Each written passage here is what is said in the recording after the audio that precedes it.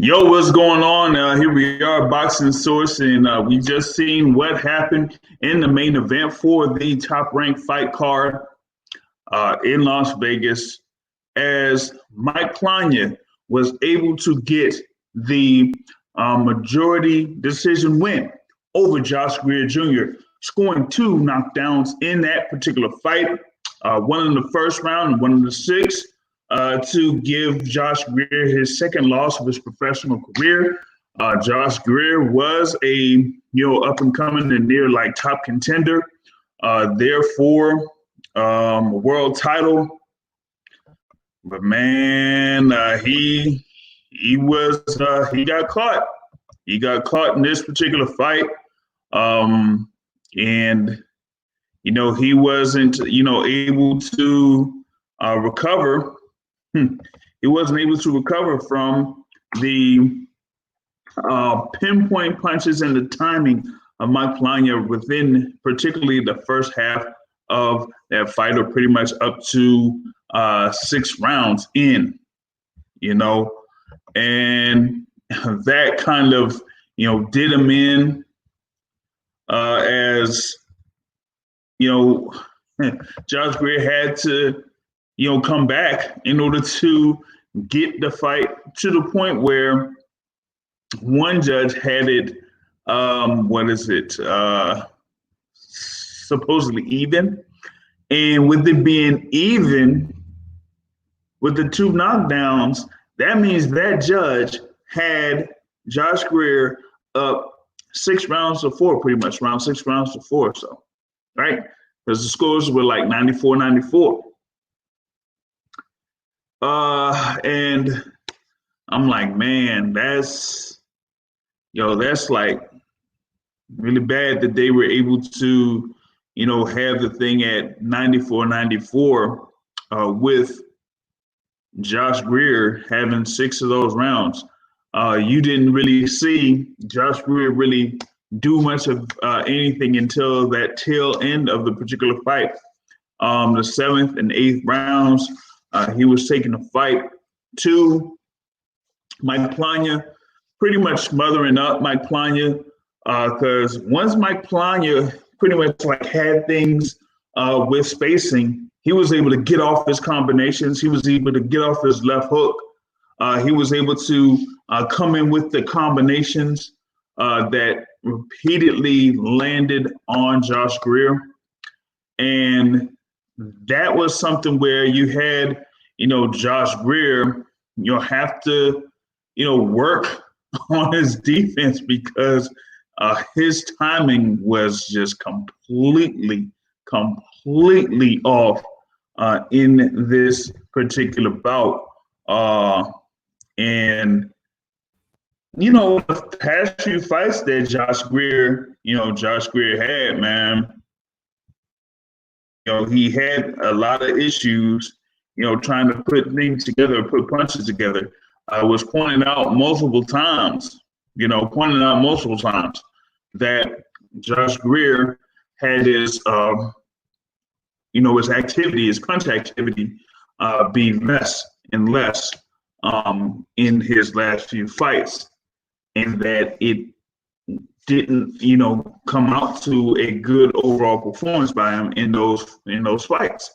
So with that being said, he had to do something like that against Mike Plania, someone there that was sturdier, had a better base than Josh Greer. And as long as he was able to do that and, be setting his punches, then Josh Greer was going to be taking some hard shots. And he did take a good number of hard shots in this particular fight. And like I said, he got knocked down twice with the same punch. But, the things that he was doing in the 7th, 8th, and pretty much the rest of that fight, he should have did that at the beginning of this fight. I think that, if he was able to, bite down, grit down, and just come forward and just, throw 1-2, 1-2, and try to get, Plania away, Plania was trying to get away, then just do the same thing again, just like he was doing in the 7th, 8th, and 9th rounds. He was just coming right at him, coming right at him, coming right at him. And when he was doing that, he was more successful with his, punches and punch output. He would have been able to see if he could break down Mike Plania in the tail end of this fight. If he was able to do this in round 1, 2, or 3. But he didn't do that. He, pretty much just stood there, in the distance to allow Mike Plania to get himself off. And, Plania just executed what he needed to execute for the majority of this fight.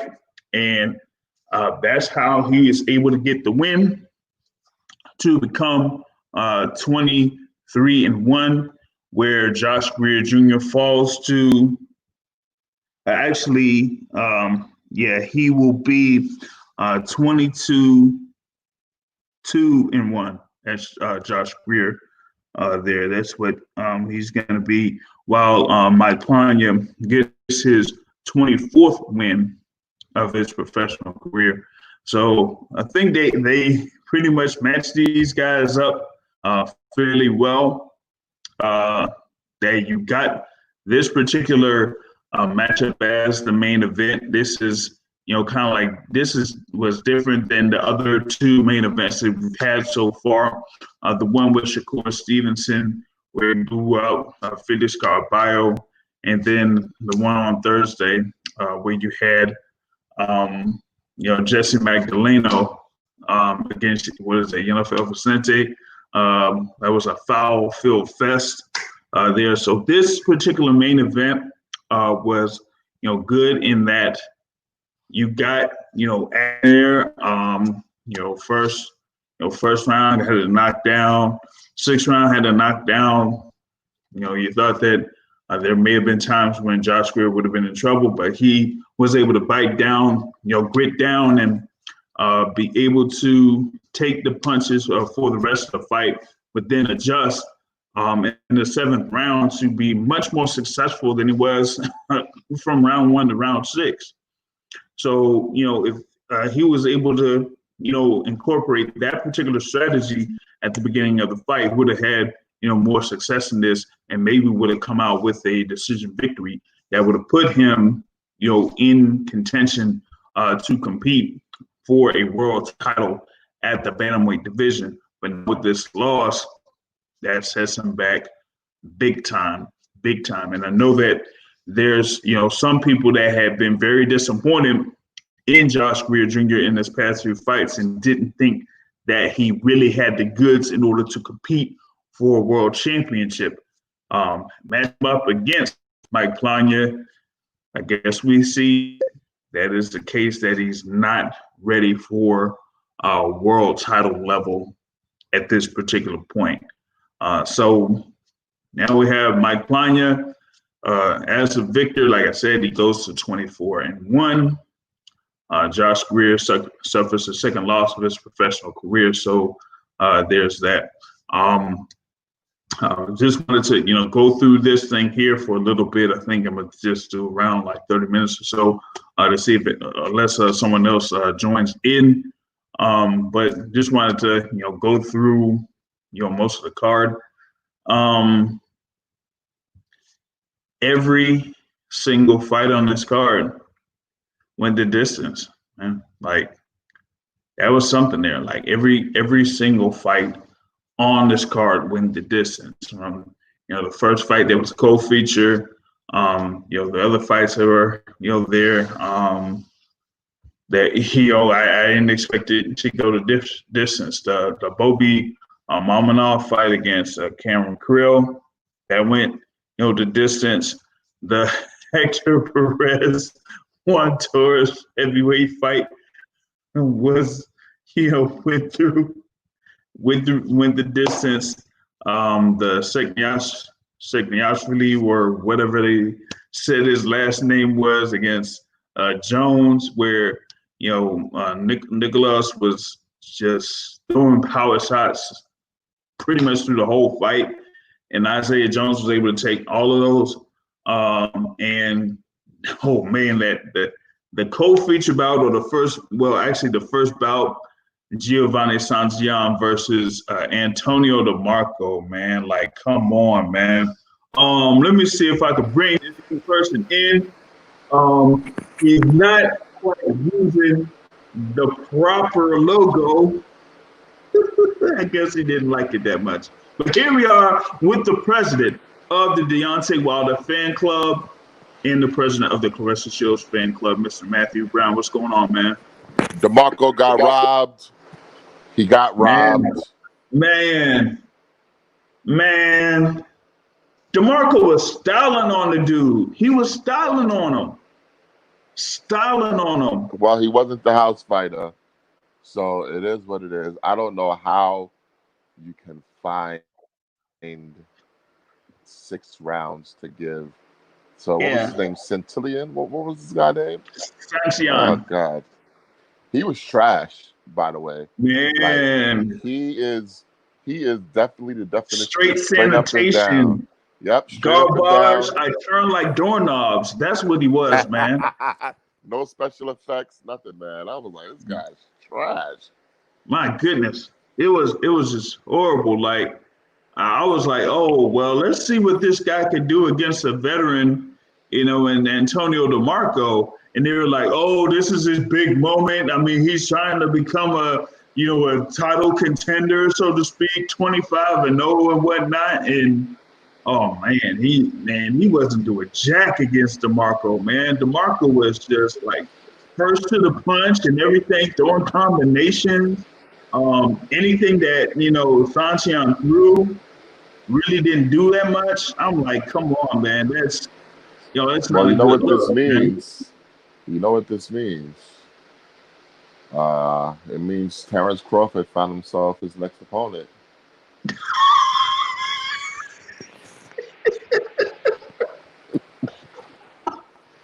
Oh God! Hey, I guess that's what it takes, man. Hey, look, you got to have a controversial fight, just like Kavaliauskas had against Ray Robinson. That's what got him to fight against Terrence Crawford. So here we go, Giovanni Santillan. Can't wait. Versus Terrence Crawford. Hey, so forget everything that they were saying on ESPN in this telecast tonight, talking about, Terrence Crawford fighting in September or October against maybe Sean Porter. Oh my God! Here we go. Or Kell Brook, or any of those guys. Forget all of that. He's fighting Giovanni Santillan. Yep. Book it. Yep. Book it. You could book it. You can, and it will be pay-per-view. Oh man, it's gonna be ESPN pay-per-view. Yep. Man, y'all check this out. I'm gonna have Terrence Crawford. Okay, Terrence Crawford is going to defend that WBO title against Giovanni Santillan. I know. Look, I know that Santillan did look good tonight. Okay, but Antonio DeMarco is a very tough fighter.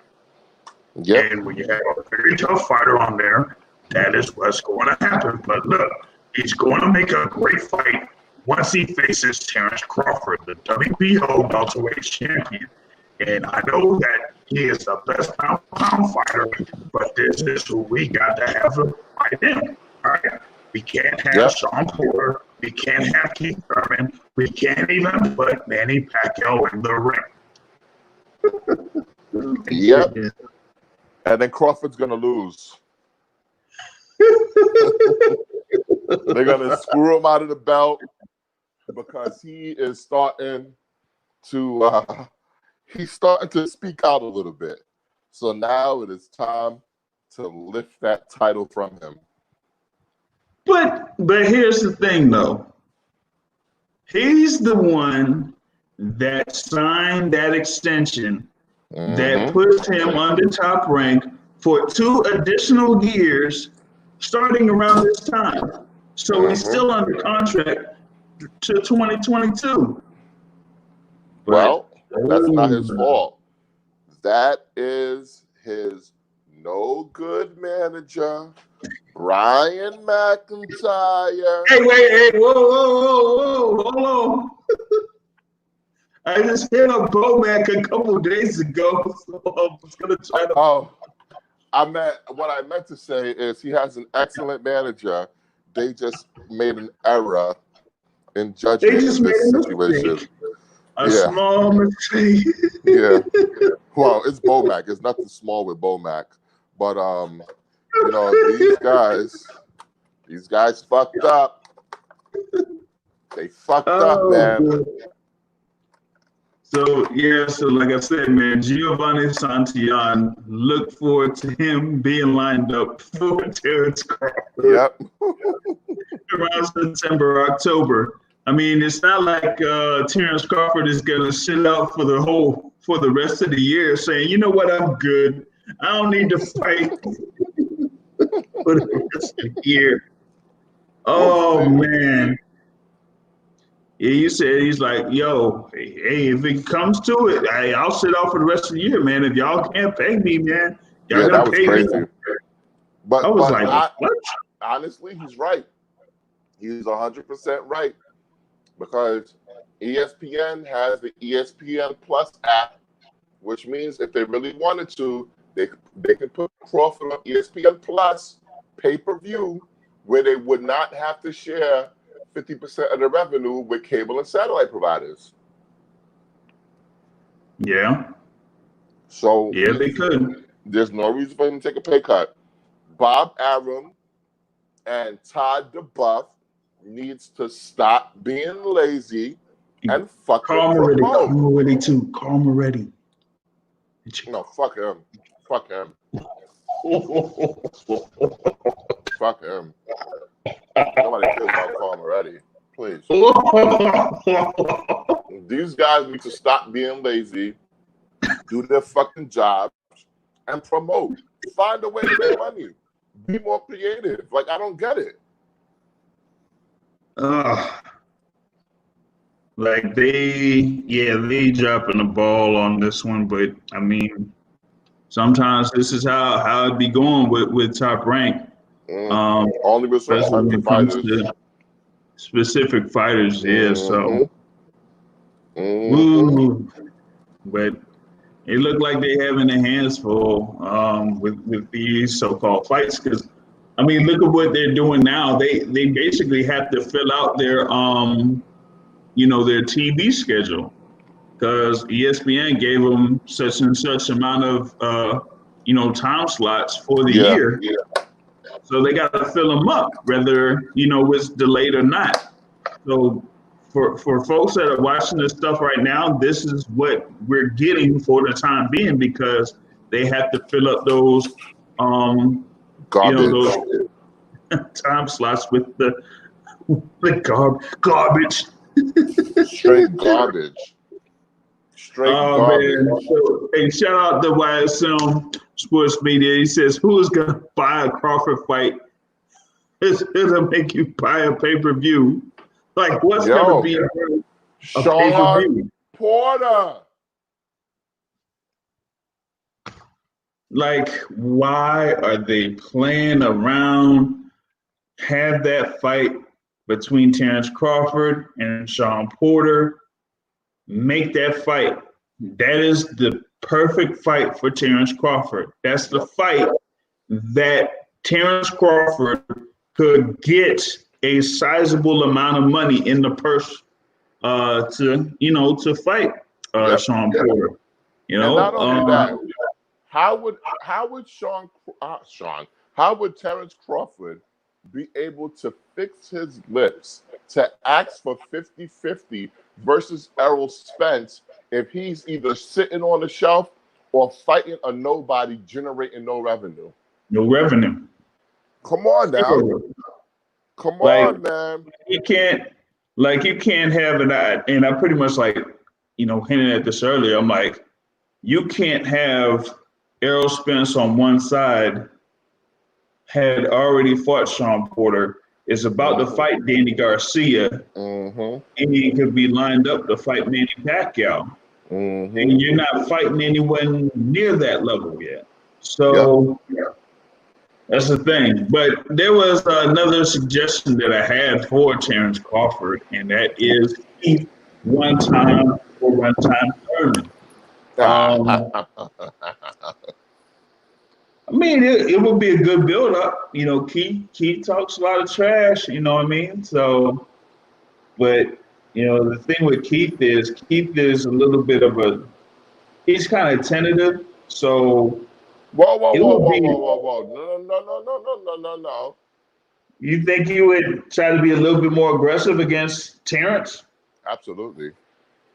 Yo, Ooh. these dudes ain't worried about Terrence Crawford. They're really not. They're not worried about him. They saw what Mean Machine did to him.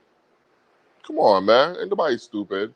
He's there to Mean be Machine had. caught him with the hook. He is there to be had. While Yo, these he caught guys, him with the hook. yeah, And Crawford almost did his stanky leg. and you telling me Keith Thurman can't hit him with that one-time hook? Come on, man. While Keith Thurman, Errol Spence, Sean Porter, Danny Garcia, and Manny Pacquiao are sharpening their skills against each other, Terrence Crawford is sharpening his skills against Jamal Herring in training. Come on, man. It's just different. Against Steven Nelson, man. Don't forget Steven Nelson. I mean, we Yeah, got him all up, man. yeah, yeah. That's gonna get him prepared. Yeah, it's just different. Oh It's just man, different. yeah, because you got all of these guys, I guess, training against each other. When you got he wasn't even in condition to spar with them. But you had Keith Thurman like train, kind of like training Tony Harrison, but Mm-hmm. you saw how far that went with Tony Harrison. Yeah. So hey, you think he might be, but I mean, it might happen, man. It might happen, you know. They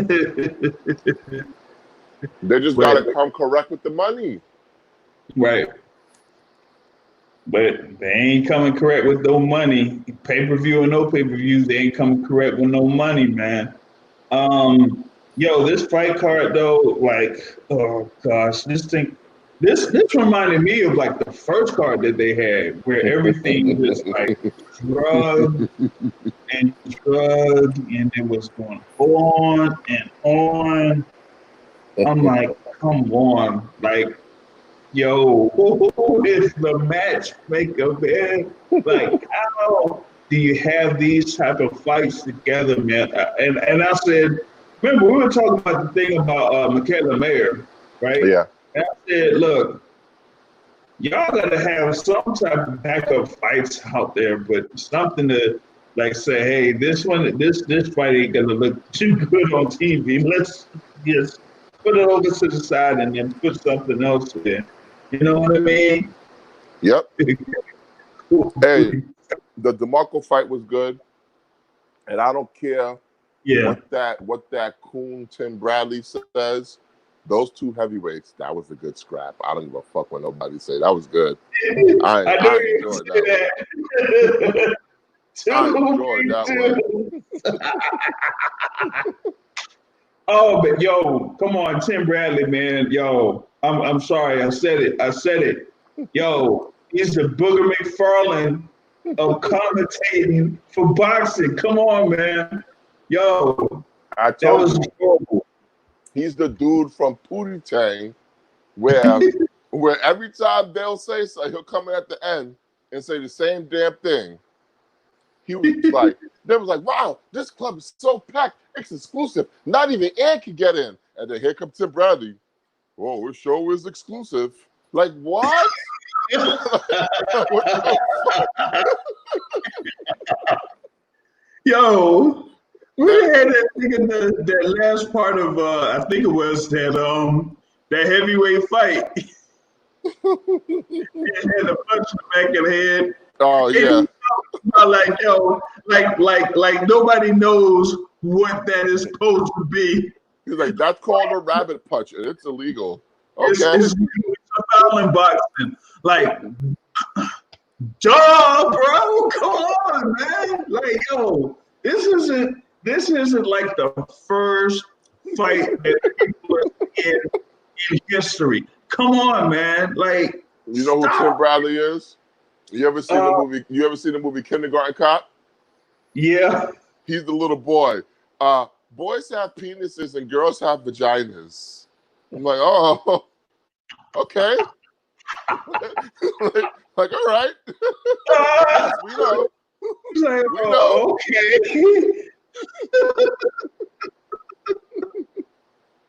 Yeah, I'm just watching the highlights from the card. Why the fuck was Josh Greer raising his hands at the end of the night?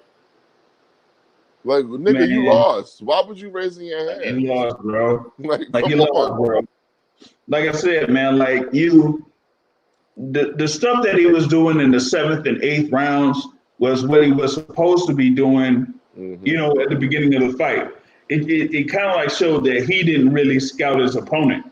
Nope. Because you can't like have a guy that is very successful, you know, at a distance, and then you don't do things to close that distance from the jump. All he did was, yeah, that's why Tim Bradley is Captain Obvious. Okay, yep, there you go. Yeah, so Josh Greer, man, like, they were like saying, he's starting off good. He's taking his time. He's throwing his jabs and everything like that. I'm like, man, when you got somebody like a guy that has like like those calves or whatever it is, like, hey, he's from the Philippines, man. You see how they have them calves, so man, those PEDs. I was like, oh man, see. And he was just making those same mistakes for the first half of that fight. So, like those first 6 rounds, he pretty much like lost every one of those rounds, including those 2 knockdowns. So it's like not according to Dave Moretti. Yeah, Dave Moretti was like, nah, man. Josh Greer won 6 rounds, God damn it. I was like, what? I'm like, man, shoot, yo. So it's like, yeah, Josh Greer, I guess you could finally write him off. Thank God. You know, I've never been a big fan of his. I've always thought he was kind of trash, to be honest with you. No chin, no power, and boring as fuck. You know, and I thought he lost his last fight. Yeah. So, you know, listen, comeuppance, man. Yeah, he had like the fight against Antonio Nieves. Yeah, that wasn't all too good. And then the one before that against Protopov, he was bad in that one too. So it's like,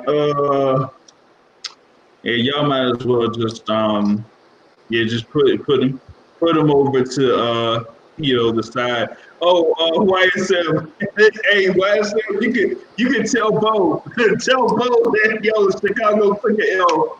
Chicago took a big L tonight. They took a big L tonight. So you can tell Bo. Man, it seems like Josh Greer is too busy planning his pillow celebration instead of scouting his damn opponent. Yeah, man. Why is his nickname Night Night and Don't Blink? Can you explain that to me? Yeah, like Night Night and Don't Blink. Because he has no power. Before that, it was Mr. ESPN. Oh my God. So it's like, yo, what is he talking about? You know? So that was he can't really do much at all at this point because he's not active with his hands. Nope. How do you have that low of an output at 122 pounds? Yep. Like I don't see how that's kind of possible.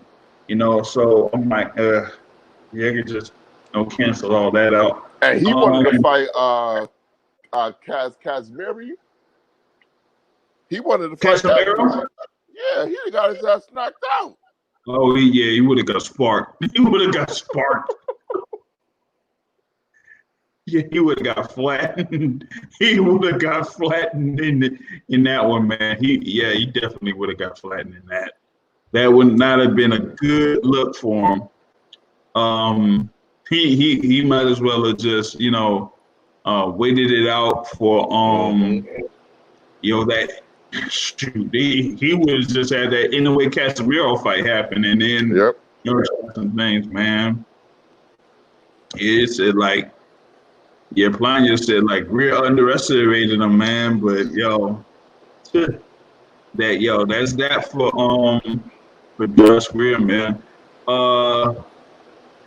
Man, I don't even know. They had announced what was going down next week. Those Maloney brothers are going to be fighting.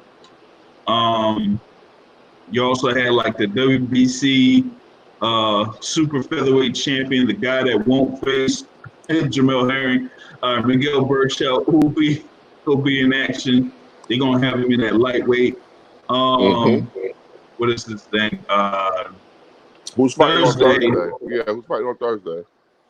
Oh, you have what it is. Well, I thought that main event had the thing with I don't even remember. Yeah, that's the thing. Because they had Jose Pedraza is going to be the headliner in that one, and he's going to fight. Yeah, he's going to fight Mikel Espierre. So that's Espierre had that fight. What was that again? At welterweight against Maurice Hooker. Yeah. Yeah. Oh no. That was at 140. Yeah. Yeah, because that was for the world title. So that'll be a good little scrap there, and Gabriel Flores Jr. against Jose Ruiz will be in the undercard for that. But other than that, really not that much. Hopefully it's it can't drag on like this particular card, it man. Will. They're all gonna drag on. Yeah, man.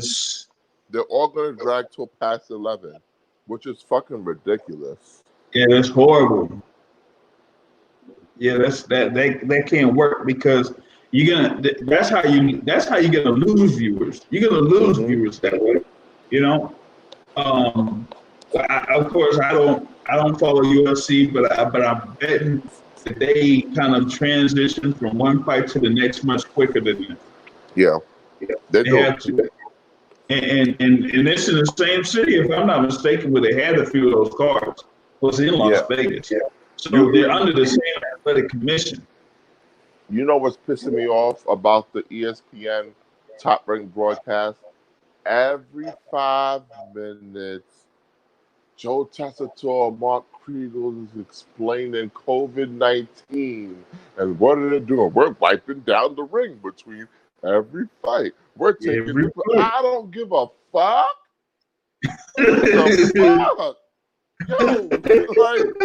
Yo, every 5 minutes they're talking about COVID-19.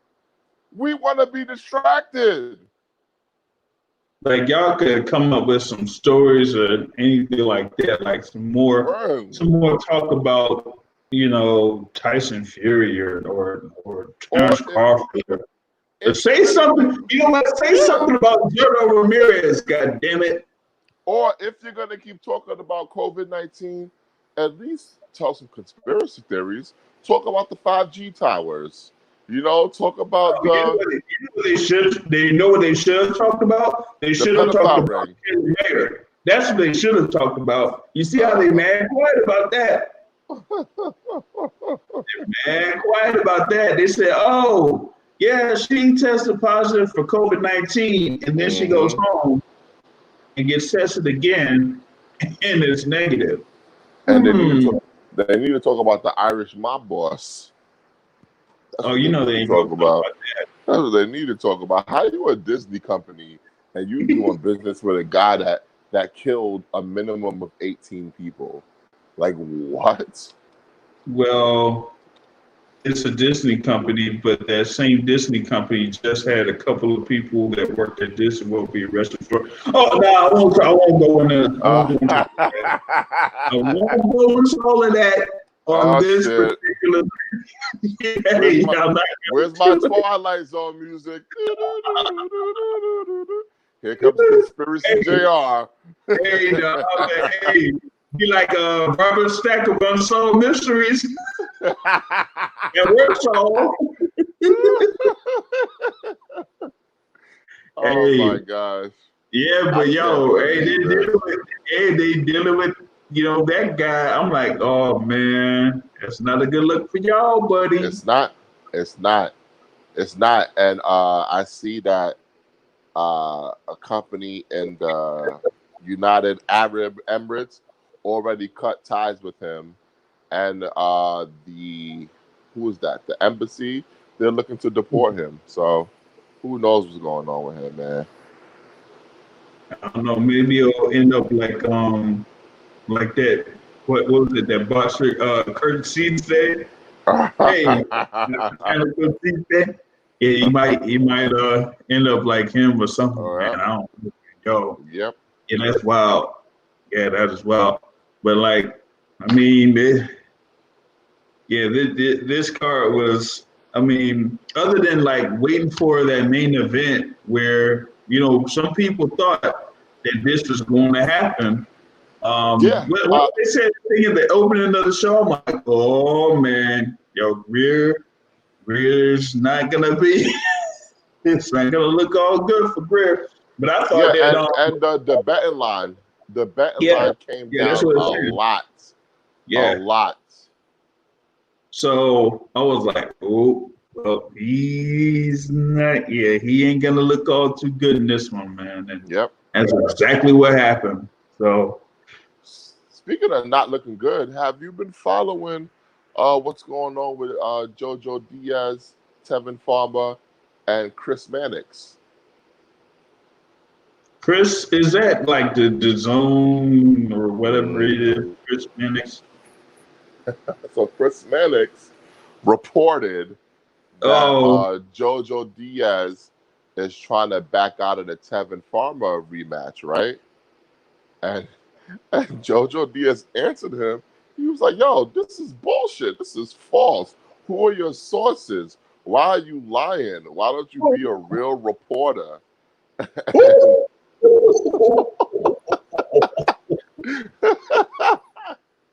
oh so, no. oh yeah. So Chris Mannix said, "Oh, I got it from your promoter." And Jojo Diaz said, "My promoter don't speak for me." I was like, "Oh, okay, okay." Because last week Jojo Diaz was on Twitter saying that he needs a new team. So maybe there's Hey. more trouble at Golden Boy. But the funny part is, and this is where Chris Mannix is a shit reporter, Lou DiBella chimed in, because Lou DiBella is Tevin Farmer's promoter. And Uh-huh. then at the end of the conversation, somebody said, "Well, why are you just taking Golden Boy's word instead of talking to the fighter?" And then he said he never spoke to Golden Boy. You just said you got it from Jojo Diaz's promoter. From the So what are you promoter. talking? So now you expose yourself. You expose yourself as a liar. Like what the fuck? Like you just said, "Oh no, my report didn't have nothing to do with Golden Boy." You said you got it from your fucking promoter. Now which one is it? Is it Uchi Wally or One Mike? Let me know. Yeah, I don't know what's going on, man. Yo, he can't be a reporter, son. Yeah, he After that, can't. come on, yo, that's it. Oh, oh shit. Well, actually, this guy even fight. So while this is going on, they didn't even say nothing during the telecast, or at least I didn't see it. But Jarrell Big Baby Miller will be fighting on July Oh 9th yeah.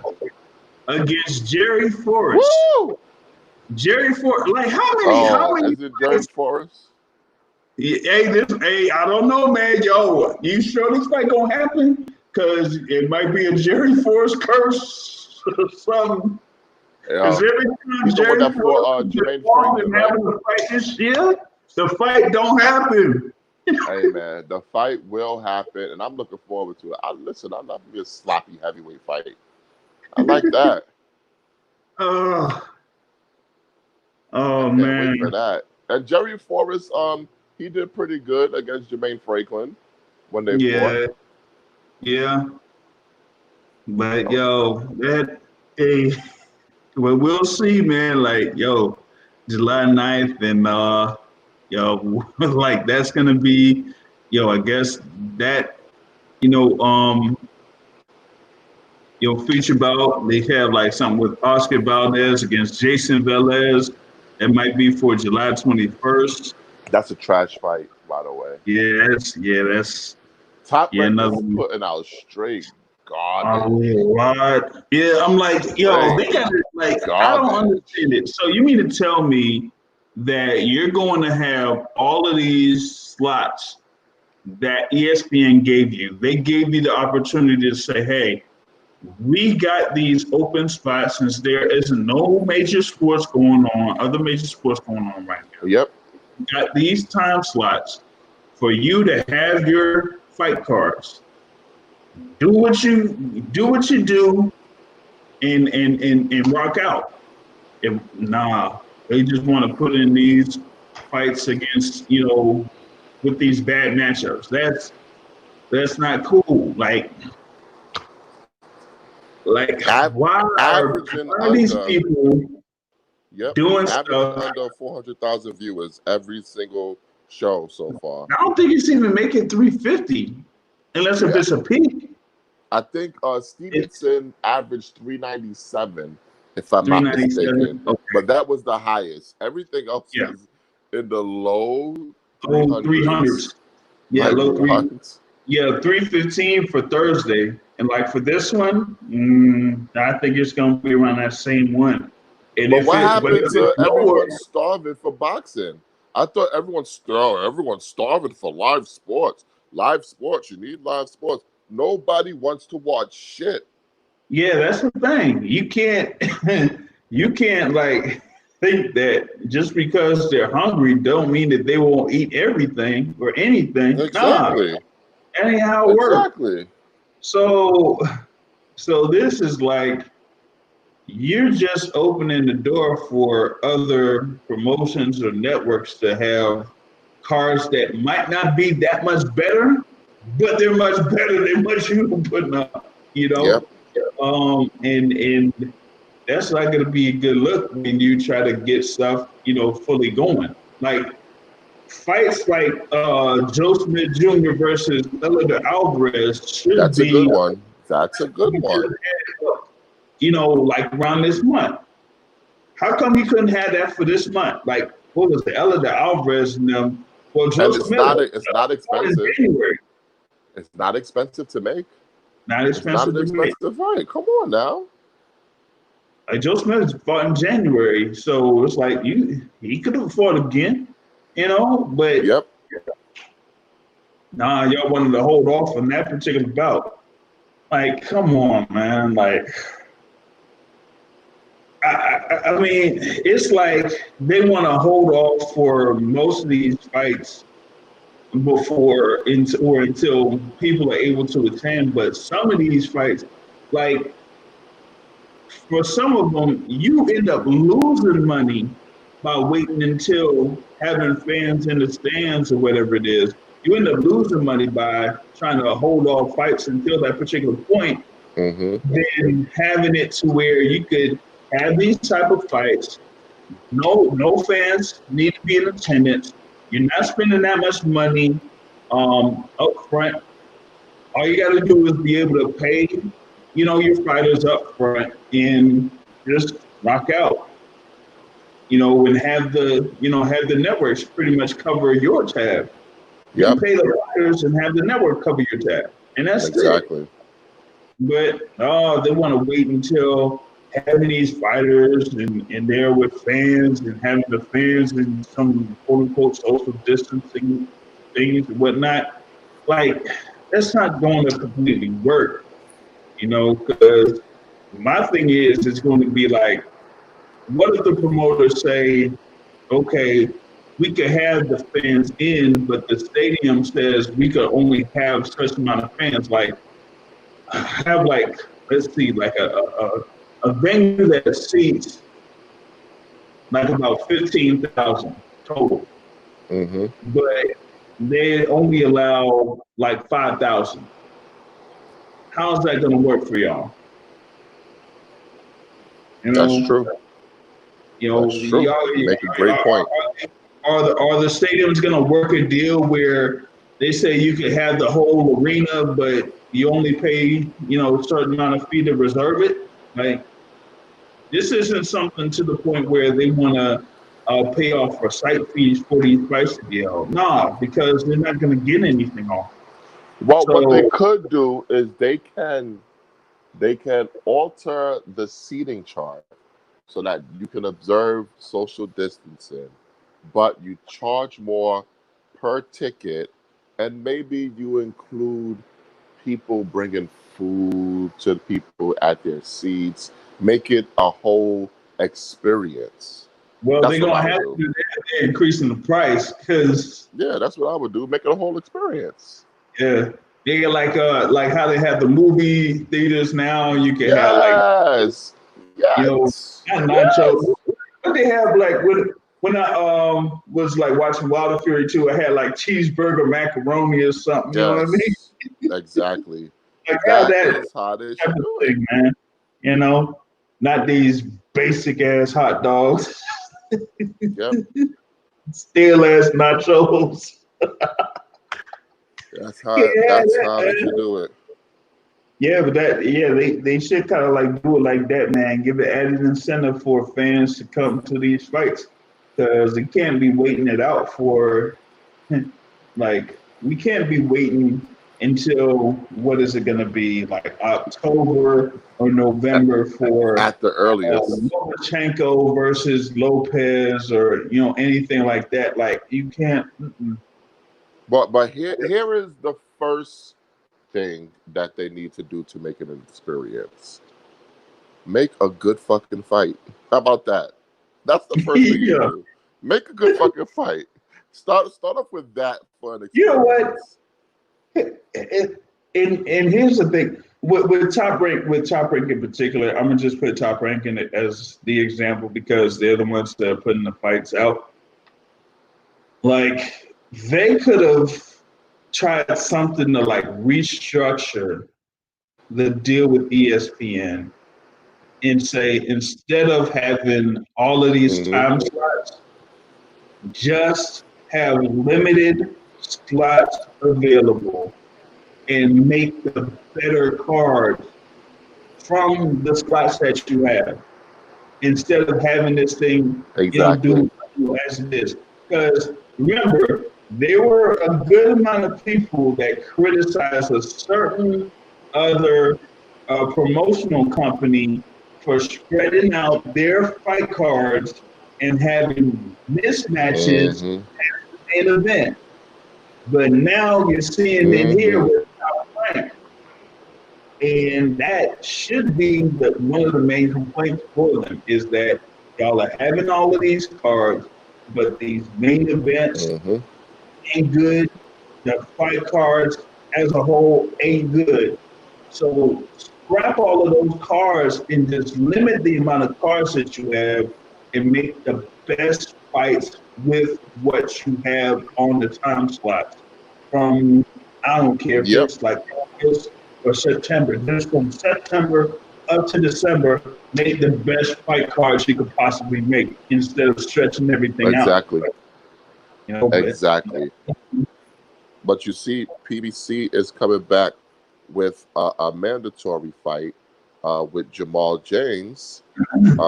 What is that going to be, like July 25th, something like that? Yeah, and that's the WBA regular title. It's going to be a good fight. That's Yeah, gonna be a good and fight against Delorme. That's gonna be a good fight. yeah, And Thomas at least, Delorme. Yeah, at because least, Thomas Delorme is always in a good fight, man. yeah. And you don't know how the fight is gonna go. You know Yeah. that's my thing with these stupid top rank cards, man. Oh, the caucasity. It's like, yo, these guys, they get away with anything. They get away with anything. If this, Yeah. honestly, if this was Al, if this was Al Heyman putting on these shows, these shitty reporters, they would love to shit on it and tell you, oh, Al Heyman is ruining boxing. Mr. Cancer's at it again. But no, it's okay. Because it's Bob. Yes, Bobby. Yeah, Oh, sounds I about. love these writers, man. They are just so great. Chris Mannix is a Hall of Fame potential writer.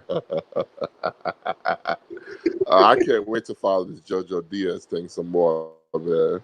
Because he Oh man, absolutely that's fucking great. ripped them. Man, what is it about? Yeah, about 12:40. Yo, we gotta go. We gotta go back to this thing with Golden Boy, man. Ryan Garcia, man. Yo, Free King Rye. like how? Come on, Oscar. How you gonna say? How you gonna say that Virgil Ortiz is a future of boxing? Like what? Like what? What? Exactly. It signifies that Virgil Ortiz is the future of boxing. He's Spanish. That's what signifies it. So that's good enough for Golden Boy. Because Golden Boy has another young, undefeated welterweight. But he only fought one time in 2019. And that is Rashidi Ellis. Why is Golden Boy doing nothing with Rashidi Ellis? You know what? I was actually shocked that they actually got a title shot for Lamont Roach Jr. That was what I was surprised about. Because if you had Rashidi Ellis on the bench, like, come on, like you. But did they really get that title shot for him? Because look where they put the fight at on ESPN. They didn't let him go to the other network. They don't give a shit. Because why isn't Rashidi Ellis, who is still young, undefeated, a good fighter? He's only 27 years old. Why isn't he the future of your company, Oscar De La Hoya? Huh? Mm-hmm. In the words of Syl Johnson, is it because I'm black? Like, what's going on? Yeah, like, yo, like, what's the deal there, Oscar? Like, come on, man. I don't get it. Rashidi Ellis is doing nothing. Absolutely nothing. Nothing scheduled. Nothing on the horizon. Nothing.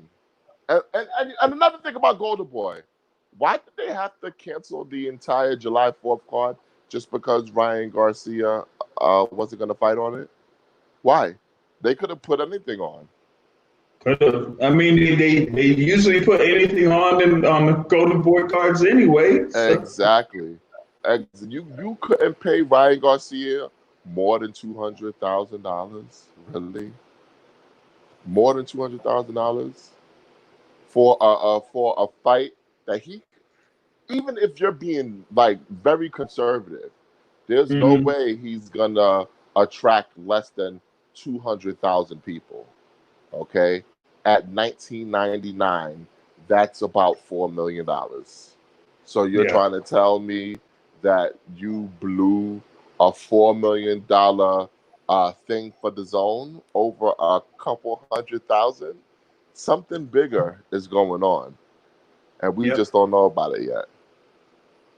And I think it may be all across the board. I think this could be something that could signify that the end of the zone, the end of the zone, the end of the zone. No, come on, no. Nah.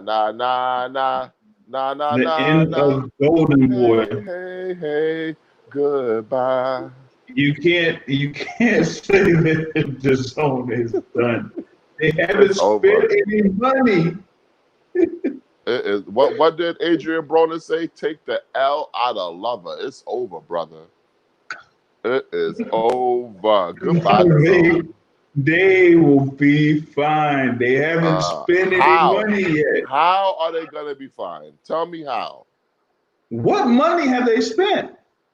They already spent money this year. No,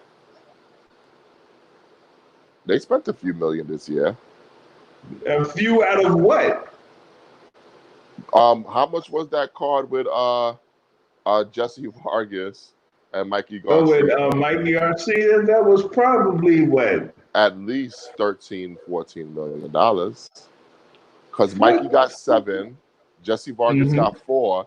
That's 11 right That's there. And then 11. you got the undercard. Wasn't Mm-hmm. Chocolatito on the undercard? Chocolatitos. Yeah. Chocolatitos. Or So chocolate Cheetos. yeah, I'm thinking they spent at least 14 million on that card. At Okay. least. Okay. And isn't the annual budget for like boxing around 125 million? For Matchroom, yeah. For Oscar, his annual non-Canelo budget is 18 million. And then you have Triple G making his money. And then you have Canelo making his money. Well, Canelo hasn't fought yet, so he can't make He's any going money. to. He's going to. Canelo's going to fight in September. Now, who is Hey, he going to fight? We don't know. well, you talk about Crawford sitting out the whole year. Hey, Canelo not sitting out. Canelo guaranteed his money. He ain't got no reason to sit out. He don't give a fuck if he fight in front of you and me. He is going to fight and collect his money.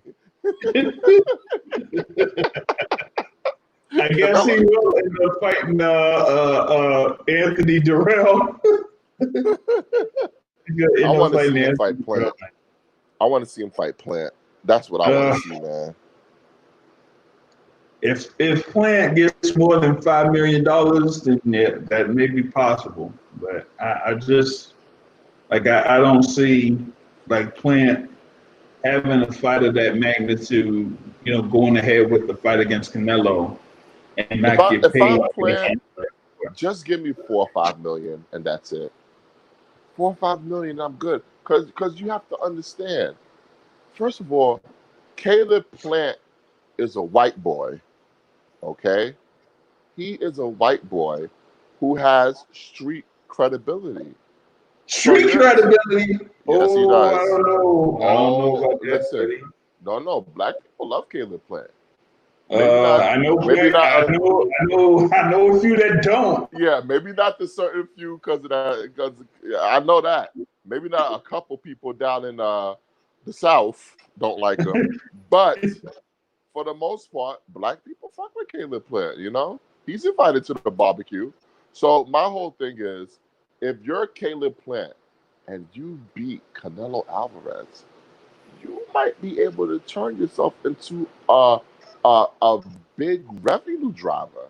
He already getting consistently 2 million views at least on Fox. He's already getting that. So if you beat Canelo Alvarez, listen. So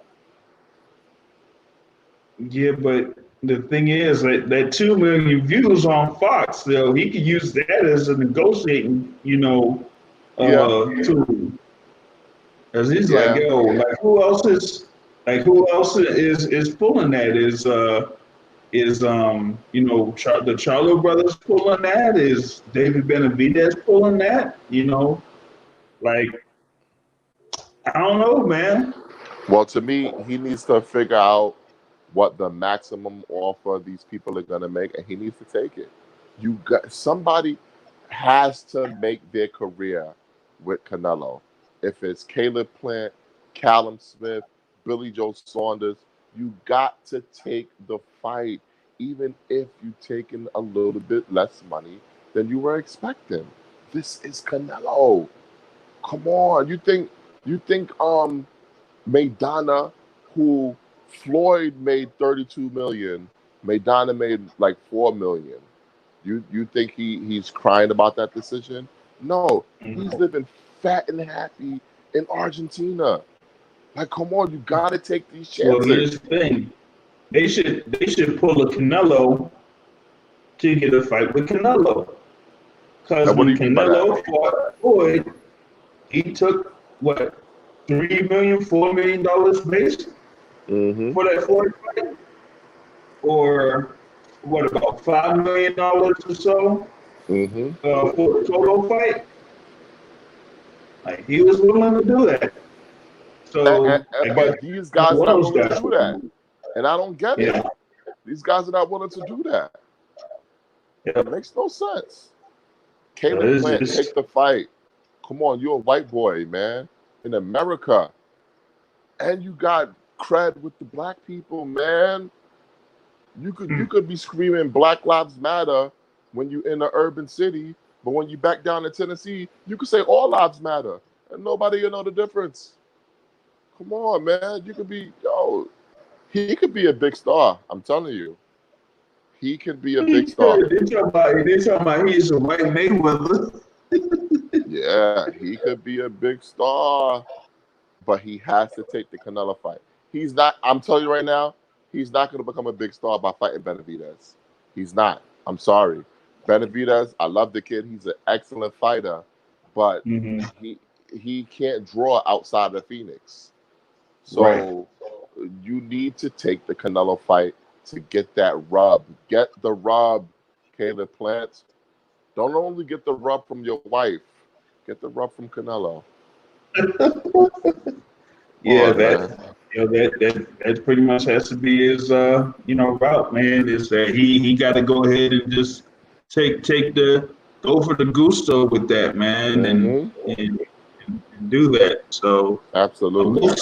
we'll see how he ends up um, with this next decision later on down the line. But I mean, I just see that he has to like come up with some type of deal, man. Because if he doesn't want to fight, Canelo on CP time, he's gonna have to create some type of CP time. Uh-huh. There's other, because the thing is like the zone had plans for Canelo for this year before all of this went down. I Yeah. don't think that they still will go ahead with those plans. Yep. They can say, you know what, we can just still have Canelo fight, Billy Joe Saunders, and then Mm-hmm. later on fight Gennady Golovkin, and then later on down the line, still have that fight over in Japan. Oh yeah. Like Mm-hmm. they could still have those fights, but if you don't go ahead and take advantage and try to take this chance now, it's Yep. going to be a good little while before you even have Yep. a chance at it. Like 2022, you want to wait until almost 2022 to have a fight against Canelo Alvarez? If Exactly. you're going to be able to get there, Who by that time, exactly. Who was turning down a Mayweather fight? Who was turning down? No, you don't turn. You cannot turn down these once in a lifetime opportunities. Okay, because you're Mhm. gonna make a nice purse. You're gonna attract a lot of eyeballs, and who knows what will happen if you win?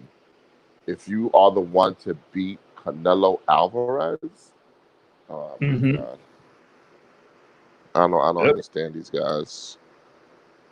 Yep. It's like they just don't get it, man. They just don't want to take the short money or whatever it is. I Well, think you know what I think it is. I think they know Canelo gonna beat their ass. Put some respect on El Campion's name. They know El Campion is gonna send you straight to hell. He gonna send you straight to hell with that little when he fakes to the body with the hook, mhm, but hits you up top with it, all in one mhm. motion. Oh, they know. They know it's Bam. coming, and they can't do nothing about it. They freeze every time. They freeze every time. They know. Caleb Plant know Canelo will beat his ass. They all know. Uh, Callum yo, Smith. Canelo may just end up fighting Sergey Derevianchenko, man. Ah, yeah. That'll be a good fight. I like that fight. I like that Be fight. good, But but I don't know. yeah, Why isn't Charlo trying to get into this? I don't know. Like, take your ass to 168. You already big for 160. Take your ass to 168 and go fight Canelo. Go do it in Texas, where they are already allowing 50% capacity in their stadiums. Go do it in Texas. Go fight at Minute Maid Park and draw a crowd of 30,000 people. 30,000 or 25,000 people. Come on. What? I'm getting They frustrated, want to. man. Yeah, they don't want to do it, man. Yeah, man. Yo, yeah, that's what I got, man. For this, little talk, man. Good. Thanks to Matt for coming on for this one. Thursday, I don't know if I'm gonna do one for Thursday. Try to see about working on getting a guest for Sunday night. And like I said, man, if I have the coach respond, and hopefully he doesn't watch the beginning of this of this video. But we'll work on that. But just tune in to us Sundays live 7:30 p.m. Eastern time, and then we'll have the show on iTunes, available on iTunes. So be on the lookout for that. But until that time, I'll catch y'all later. Peace. Peace.